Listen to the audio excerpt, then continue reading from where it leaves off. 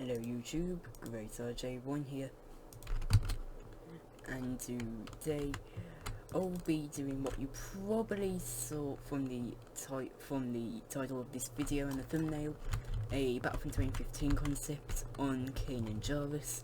Now I planned all this out about maybe 2 weeks ago, right? Maybe a little bit right after, maybe about the day after I uploaded the Grand Inquisitor video, so it's been waiting for about 2 weeks. But let's get right into it. So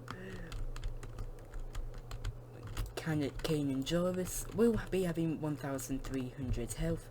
We gave the Grand Inquisitor 1,500, and I don't think Kanan Jarrus is as powerful as the Grand Inquisitor, so he's getting the 1,300. He will basically have the normal 2 saber attacks, but we'll also just have the same blocking stamina as Luke. So with everything done, with all the basics done, we can now get into the rest of it. So his first ability, aka his left ability, will be called Sight. This allows him to see enemies with the force, so through walls, and it's a bit like Bosk's middle ability, I'm pretty sure. And this basically allows him to see enemies, except this one will be allowing him to see them through walls. Your teammates will be coloured in blue. The enemies will be coloured in red, not an outline. They are literally like coloured in that colour, like they're not outlines. It's literally, that's all you'll really see of them. That's what I mean. The backgrounds will be tinted in a green, and then lastly, anything that causes any type of attack will be coloured in yellow. However, this only lasts for 10 seconds and has a 15 seconds cooldown.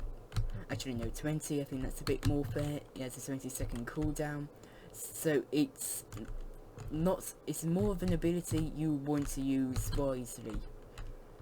It's not like Greedo's where it's limited in range, as this one literally allows you to see everyone across the map, because of course it's the Force. So this is not like Greedo, and it's also not really like Bosk, despite kind of being based off it. Well, say kind of, it is. His middle ability will be the blaster he uses in Star Wars Rebels. This will basically just change his weapon to a blaster, and it will be a short to medium range blaster, which would take about 2 shots to normally kill a enemy trooper, 3 if they have the buff thing from the Bacta bomb, and it would take only 1 shot no matter the health for them, so if you do the headshots. Now against villains, it will pretty much do the same damage, but of course it's not going to be as bad unless it's Greedo and Boba, then they're pretty much going to have a hard time.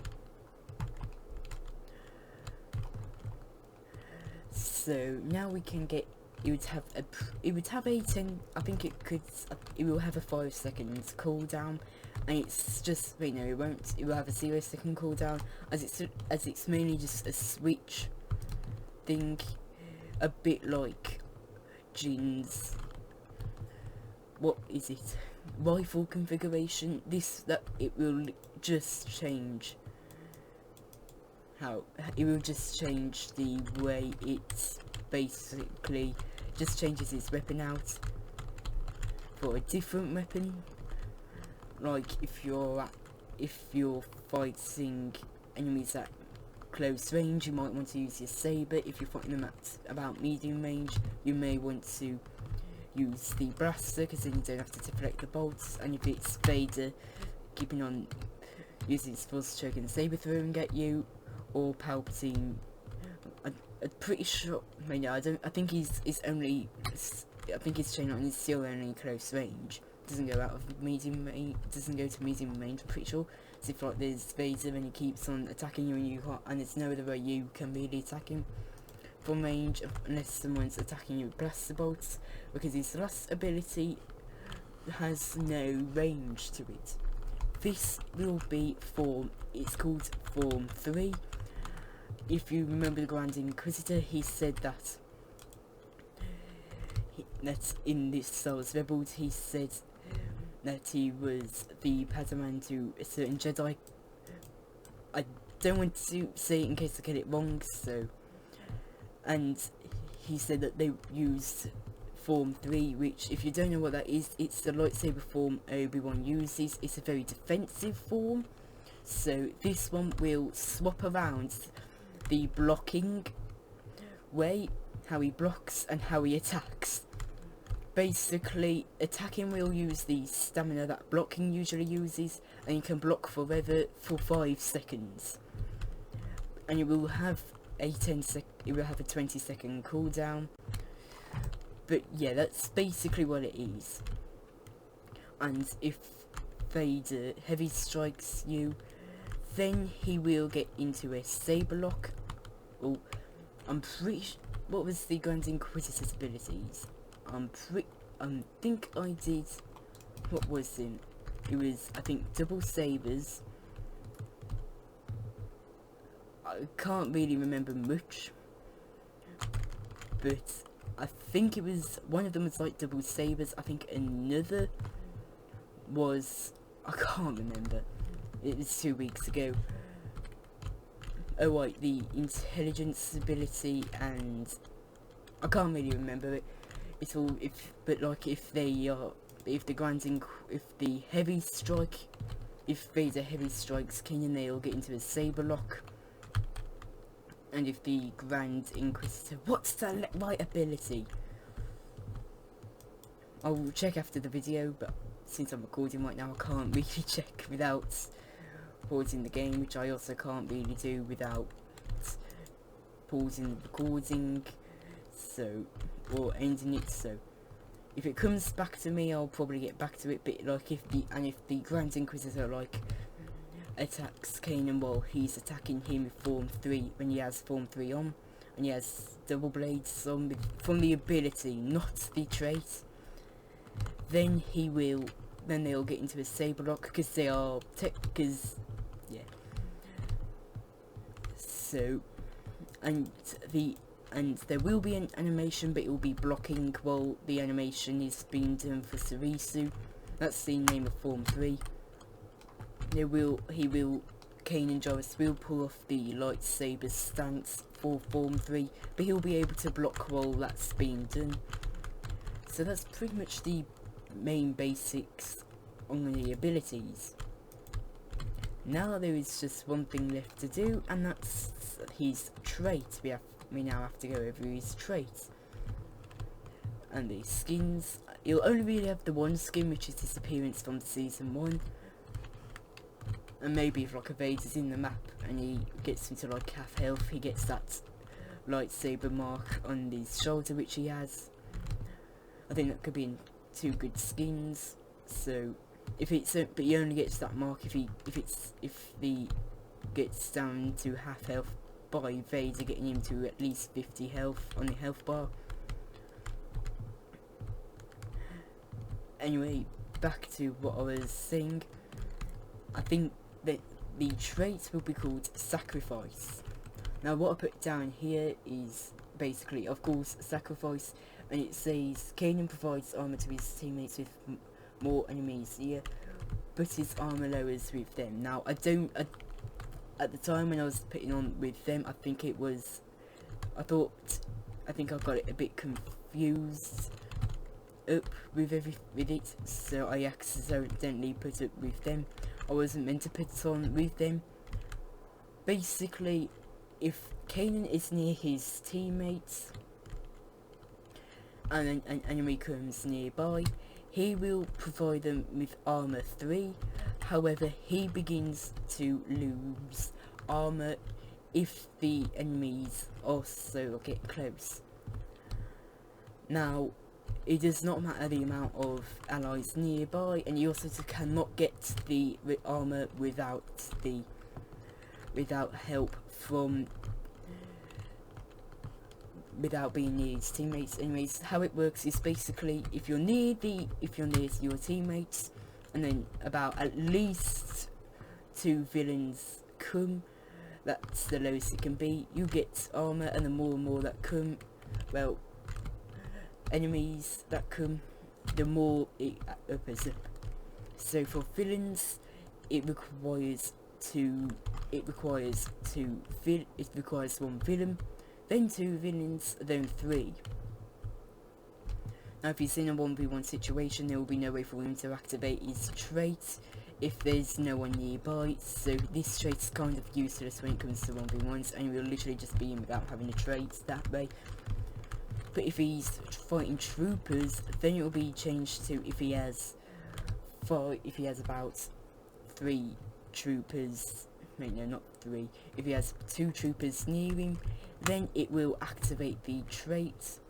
If it's 3, then we'll make it go up to the second part of the trait, then eventually we'll go up to 5 enemies, and then we'll get up, and then that will activate the last part of the trait. The armor would be of course at number 1 would be armor 1, then at number 2 it will be armor 2, and at the last one it will be armor 3 when it comes to your teammates. But for you, it will be you will be at low armor 1 on the first part of the trait, low armor 2 on the second, and low armor 3 on the third. So he's a very team-based hero if you're often going into battles with your teammates. So good heroes to stay near would be like Leia, Luke, and maybe even like Lando. He basically, any hero that can help Kanan in any way.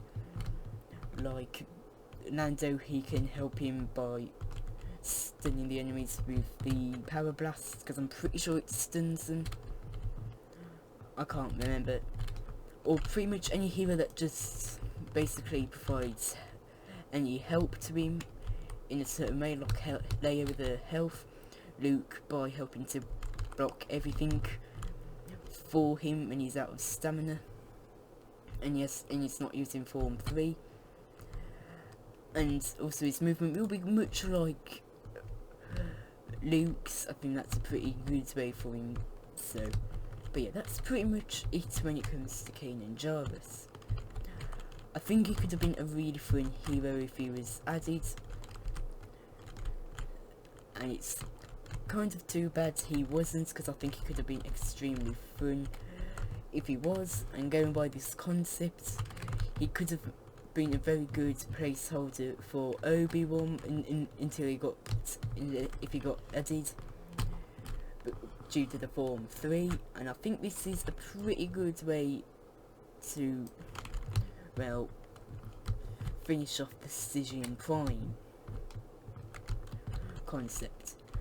Now I do want to say the next concept, which I think I already talked in the video, will be a Book of Boba Fett one.